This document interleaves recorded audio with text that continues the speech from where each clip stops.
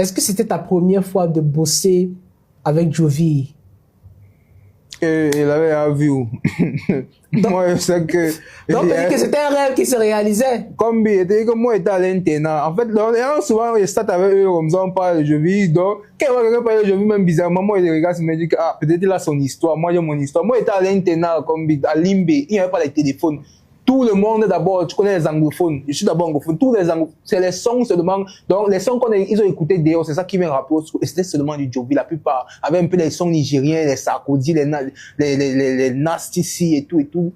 Donc, quand j'ai grandi dans sa musique, tu vois un peu, l'un des premiers freestyles que j'ai fait, c'est le remix de David No Dey Sleep, non, oui. J'ai même pas fait ça en son. C'est que j'ai pressé ça quelque part. Le public était waouh. Et j'ai pressé ça parce que j'ai vu aussi le remix de Sojip dessus. Donc, en fait, gars, c'est toute une culture. Moi, j'ai le Yamo depuis et le rencontrer pour la première fois quand même, pour ne pas jouer les mythos, pour le rencontrer pour la première fois. Ce qui m'a le plus surpris, c'est rare de voir quelqu'un qui est réel. Tu vois, en fait, il y a un truc là, tu vois, il peut même placer si je parle, non.